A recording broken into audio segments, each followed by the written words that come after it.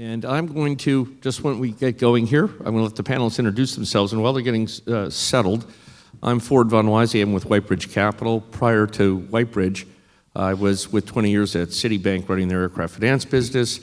Whitebridge is a credit advisory firm for family offices and registered investment advisors where we advise them on loans and credit needs and also do investment banking services. With that, I'm going to invite Pooja to introduce yourself, and we'll just go right down the line. Hello, Pooja Mahajan, CEO and founder of Azera. We'll learn more about that as the panel goes on. I've been in aviation for many years. My name is Kennedy Rickey. I'm the president of 4Air. We help with voluntary sustainability programs, regulatory compliance, and excited to talk to you more about it. Smita Hariharan, Chief Sustainability Officer at Gulfstream. I lead the sustainability programs and initiatives at the company. Great. Well, thank you very much. One of the questions I consistently get from people who are not in this industry, and some people who are environmentalists would say, is sustainability a realistic goal for this industry? And, I'd like to start with, Pooja, is it a realistic goal? And I want each of you to comment on that, and we'll go from there. I think ultimately sustainability as a general term is absolutely a realistic term. We're practicing it now. But is carbon neutral a realistic achievement? I was about to get there. Maybe not in the timeline we would hope. But I think if we continue to move in the direction and with the innovation that we're having on all of the levers that we've identified as an industry, we will make significant changes. And I think just leveraging off of what Charles was saying, business aviation in particular is a leader in innovation, and that's what sustainability is about. Kennedy? Yeah, I think when we define sustainability, it's important to differentiate, I think, from what people's idea of it is sometimes. Because if you imagine sustainability, I think you picture, green meadows and animals and rainbows and, solar power and wind energy. But that's not necessarily what we mean here when we talk about sustainability. It means how do we sustain what we're doing and into the future? How do we keep doing what we're doing at the rate we're doing at the growth that we want to see in our industry? So I think this key idea of how do we actually sustain the industry is what we need to think about as our goal or our end goal with sustainability. And I do think that's achievable. I think the ways we're going to get there are going to change over time. How we do that by 2050 is going to be different by how we do it in 2100. But we all want to be in an industry that continues to grow, and key to that is sustaining it. Well, so, Smith, one of the goals that Kennedy, I think, was obliquely referring to is carbon neutrality here. Do you think we're going to get there? So, I think it's a fact that we're about 0.04% of global emissions, right? And as an industry, even though we are really small, we have continued to invest. We have had standing commitments since 2009. We have recommitted aggressively in 2021. I don't see why not. I just see that, we have a roadmap there. I come from outside the industry, and I see a very clear roadmap. We have 4 very clear levers. And even, like I said, even though we're small, we're investing in all of those levers. And I think we have a decent chance to hit that goal. And working for an OEM, what's the OEM's role in getting there? Yeah, so if you look at the roadmap, we have 4 big levers: technology, operations, sustainable aviation fuel, or SAF, and market-based measures. So as an OEM, Gulfstream is a leader in business aviation, and if you look at our current generation of aircrafts, it's 33% more efficient than the previous generation. So we've already seen an efficiency growth between generation to generation. Continuing, if you look at our current fleet of aircrafts, sustainable aviation fuel is a tangible way to lower emissions. And so those are 2 very big areas where I see us as OEMs playing a role. Sustainable aviation fuel, every week we see new articles about a new feedstock becoming sustainable aviation fuel. So as an OEM, our responsibility really is to look at the compatibility of the aircraft towards these fuels. When they come into the market, making sure that at different blends, the aircraft performs as required. Okay, great, fantastic. So we've been a few weeks into new, U.S. administration here. And one of the invisible elephant in the room is, has this administration had an impact on achieving carbon neutrality and overall sustainability in the industry? And Pooja, I'm going to ask you to sort of comment on that first, since you're based in Zurich, and then Kennedy based in the US. I'm curious the different perspectives. I mean, it's been fun to watch so far. I think it's been, dramatic. But I don't really think we felt any effect as yet. One of the key things that we're watching is the Inflation Reduction Act. And there was an announcement of some freezing of funds, but then that was sort of pulled back. We're not really sure what's happening. I'm not really sure. But ultimately, the Inflation Reduction Act is providing tax credits to SAF producers in the US. Those SAF producers rely heavily on feedstock from agriculture in red states. So it's really to be seen if there is a benefit in freezing those tax credits. And we'll see how it plays out. At the moment, I don't think that we're going to feel any effects. And SAF, being one of the four levers, is sort of the major impact. Yes, it was announced that there would be a pullout from the Paris Agreement. But again, I don't see any change in what we do at our level and in terms of the OEM and operator level, in terms of sustainable action. I don't see any change. And Kennedy, what are your thoughts on this?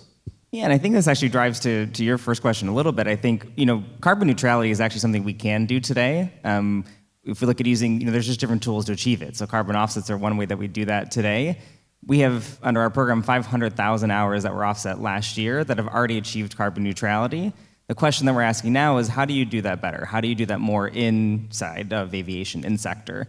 And sustainable aviation fuel, which the IRA is, as a main support of that on the U.S. side, is one of the key tools to get that supply chain continuing to grow.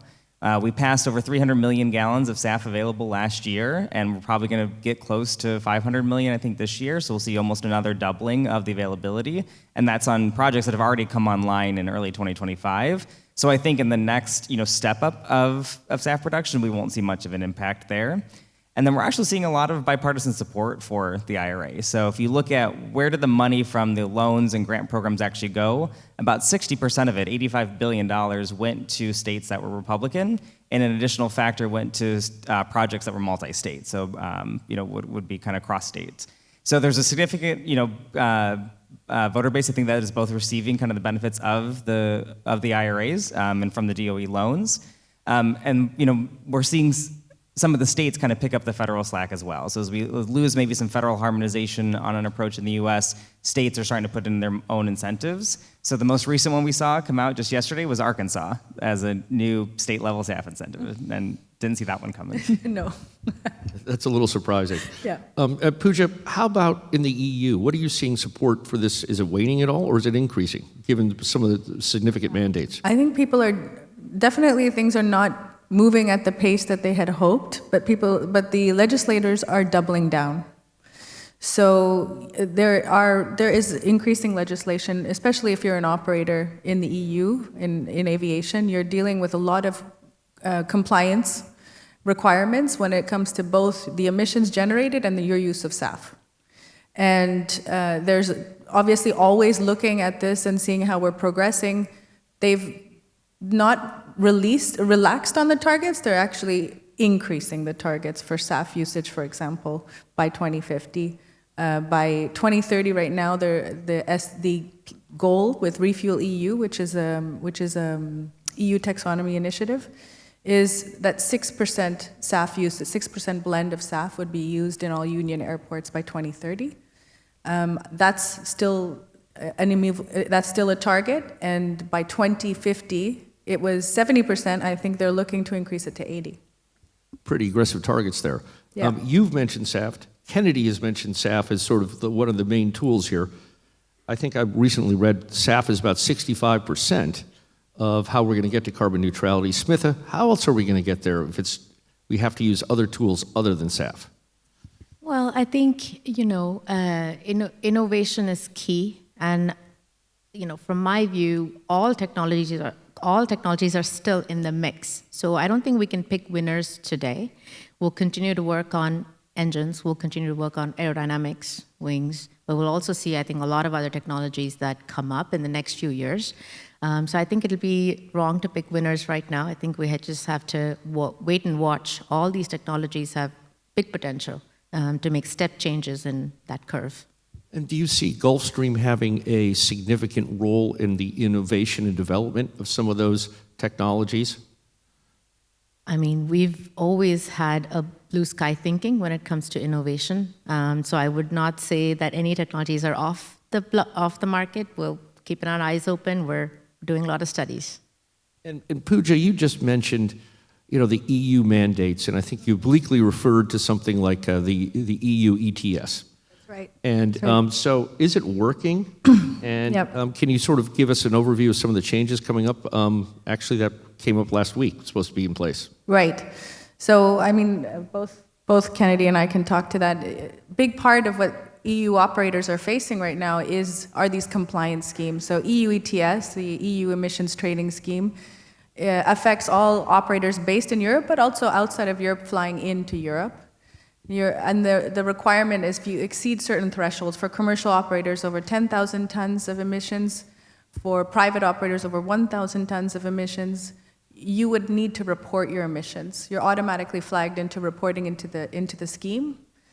And as we move forward, that scheme has a number of free allowances. As of 26, those free allowances in circulation would be eliminated, and then operators would be responsible for buying their allowances to comply. So if they've exceeded that limit or that threshold, they need to buy allowances to compensate for that, for those emissions. Great. And Kennedy, people obviously might have to, just as Pooja mentioned, might have to buy their way out of their compliance. To essentially, if they're non-compliant, buy some credits. So do you guys have a role in that in your firm? Is that something you guys are set up to do in the future? And how much of a role do you see your type of firms having in that going forward? I think as the regulation, doesn't seem to be getting any simpler, so that's, keeping us quite busy. For example, under the EU ETS, you now have an obligation to monitor not just the carbon emissions, but the non-carbon emissions as well. So your contrail creation, that started January 1st. Also started January 1st was the SAF mandate. Under that, for an operator, you have an anti-tankering provision. So you're not allowed to tanker fuels out of certain airports within Europe now. And that is a whole new kind of operational burden to operators, but can be hundreds of thousands of dollars or millions of dollars in penalties if you're not compliant with it. So even more kind of material, I think, than some of the ETS, allowance expenses that we see for operators are some of these new, compliance requirements that started January 1st, and they didn't really tell us how to comply with it. We have some details at the end of last year, but they're still kind of telling us as we go what that first compliance, frame is going to look like. So yeah, as this complexity continues, there's an important role that you have to be ahead of this. Yeah, I mean, a European operator deals with the EU ETS, the Refuel EU. These are things that we've just talked about, but there's also CORSIA. I was about to get to that. And that has its own complications. That's its own complications. So, Well, first of all, what is CORSIA? Because a lot of people here, when I mention it, look at me like, who the hell are you? What are you talking about? It's a program launched by ICAO, Carbon Offsetting and Reduction Scheme for International Aviation. Yep. And really what it's about is it's a scheme that's similar to EU ETS in that it requires the operators to measure their emissions for all international flights. So not those flights that are within the EU, those are covered by EU ETS, but those that are coming between member states of ICAO. And we're now currently in what's called phase 1 of the program, which means from 24 to 26, operators are going to be required to offset their emissions above a certain threshold again with carbon credits. And it will likely happen because worldwide, we are now at a higher level than we were pre-pandemic, pre-2019, in terms of number of flights and number of emissions. And the baseline for CORSIA is 85% of 2019 emissions. So we've exceeded the baseline. We know that. So likely the operators from this year on, or last year on rather, are going to have to offset their emissions. They have to submit that by 26, end of 26.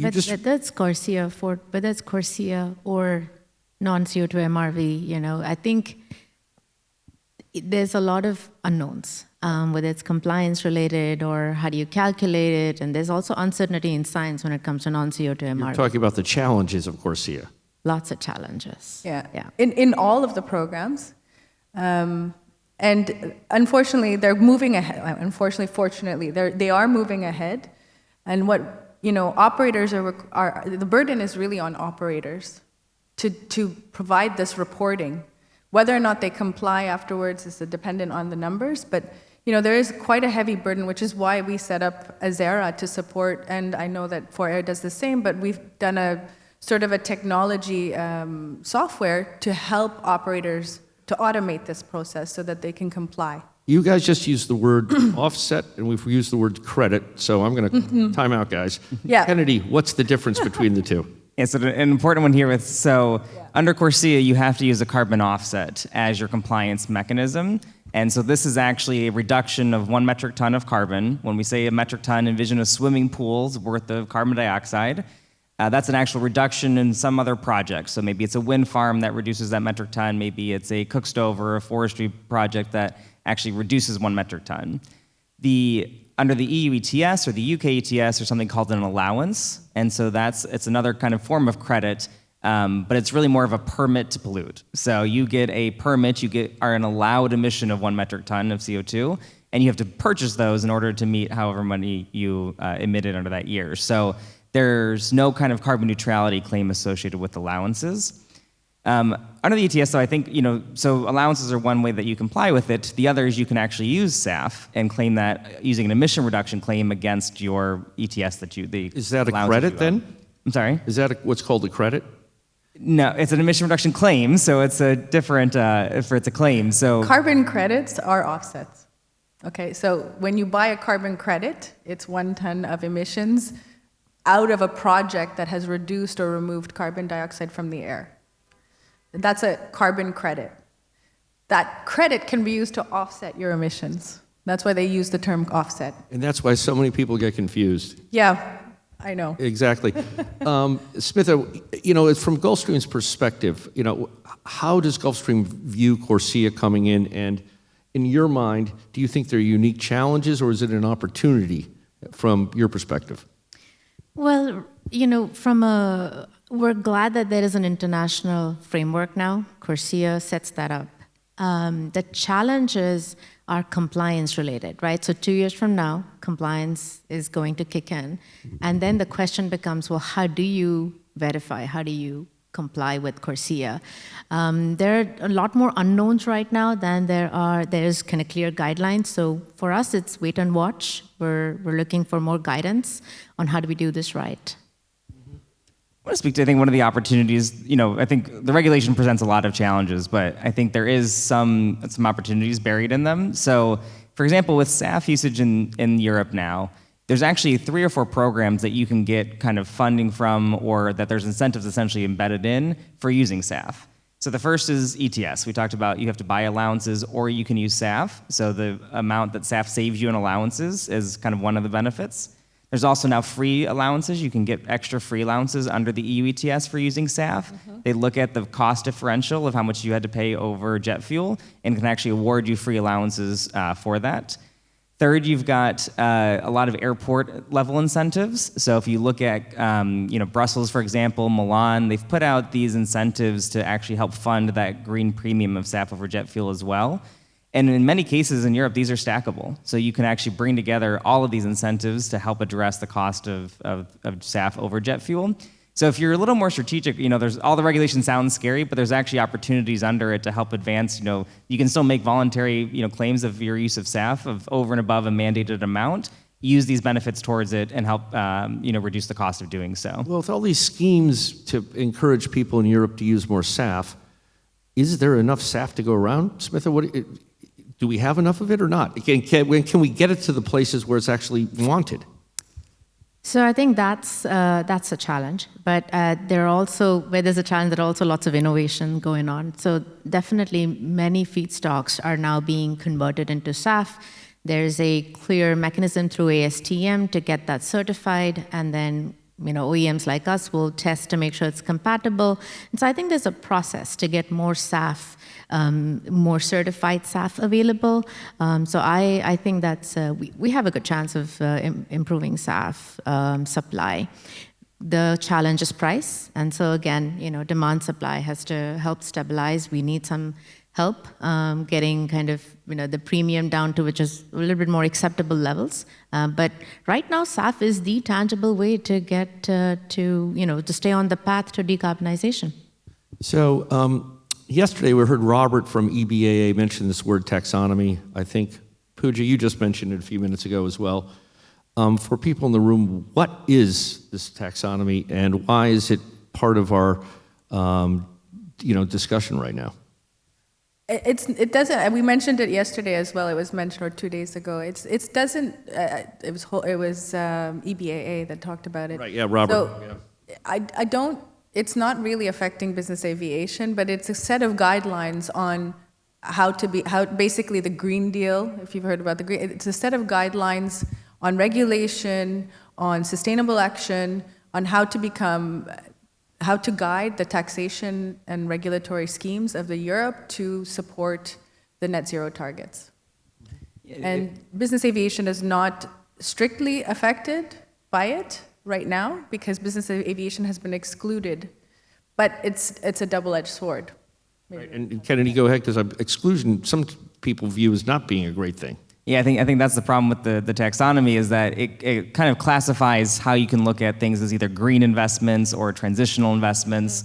And aviation is one that can, if you have leading aircraft fuel economy and you're investing in new aircraft, can actually be a transitional asset, except for business aviation assets, which were explicitly excluded. So I think that's one of the negatives of the exclusion of, well, does that reduce our ability to be financed, to finance new aircraft or finance aircraft production facilities? So there is some concern about what that exclusion could mean. And as an industry, I think we need to clearly define business aviation metrics versus the commercial aviation metrics, and that way we can actually justify why we should be under the taxonomy and how to help us get in there.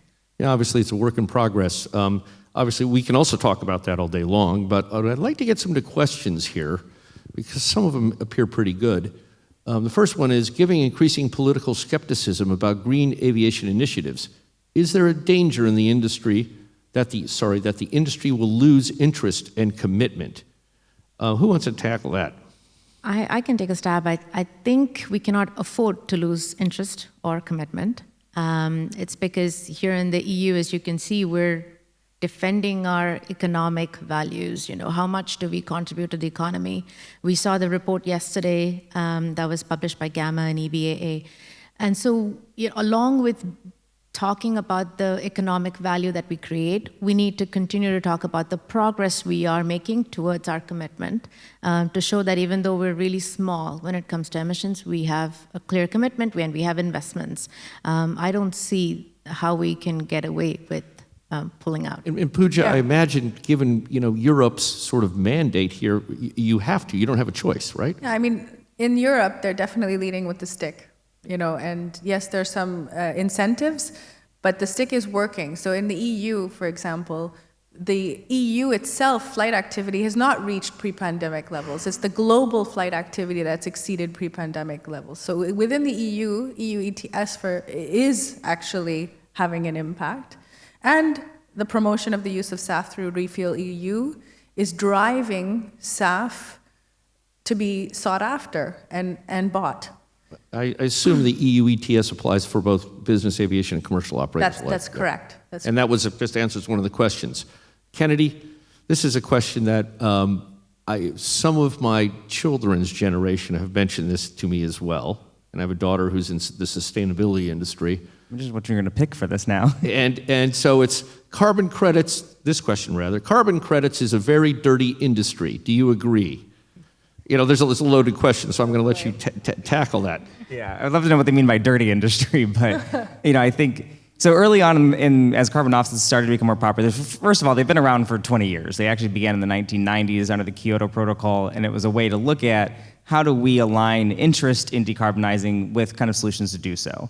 Because if we want to reduce 1 metric ton of carbon, we want to take 1 swimming pool of carbon out from aviation's contribution, it's going to cost us hundreds of dollars per metric ton that we reduce there. If we will go send up a wind farm, in a country that is cheap coal or it hasn't reached price parity yet on renewables, that's going to cost us $5 to $10 a metric ton. So it's one atmosphere. We have one kind of carbon budget to get this to reduce our risk of exceeding kind of critical thresholds and warming in the environment. There's a certain amount of carbon we can emit to do that. So it doesn't really matter which carbon we reduce. There's no premium because we reduced an aviation metric ton of carbon. The atmosphere only cares about carbon at all. So it really is a mechanism to align that interest with kind of low-hanging fruit, cheaper solutions, and actually reducing those emissions. There was a lot, in the last kind of 4 years or so where there was a lot of unverified emissions, and I think there are offset projects, and that's really what brought a negative reputation, I think, around a lot of these. The ones that we're talking about, the ones that Corsia use, there's years of audits that these go through, hundreds of pages of methodology design that they have to go through, additional monitoring that goes on. So the programs that really are in place and the ones that we're looking at using have been really only verified carbon offsets and different than some of the. Would it be fair to say that at least the concept and discussion of it is at least raised awareness to a higher level on top of all that? I think one of the interesting things we've seen about using them is that, we should kind of start with that because we think that's a solution. You can be carbon neutral today, and there's really no excuse, not to be. But it really puts a price on carbon for people. And so it gets people to pay attention to it more than just doing a carbon footprint.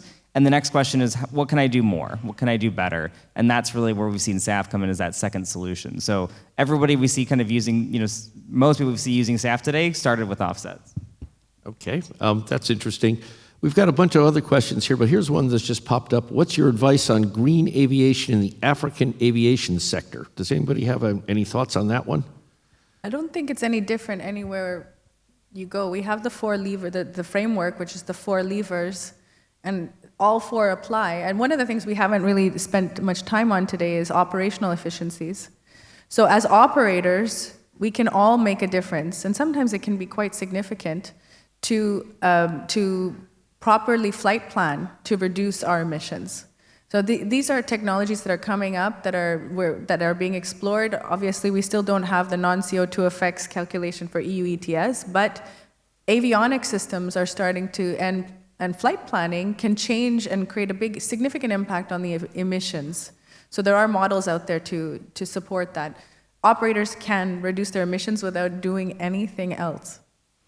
Smitha? More than a geographic kind of focus, I want to say it depends on what role you're playing in the industry. If you're an OEM, you have your path. We have our commitments, and so we have a goal, a clear plan how to get there.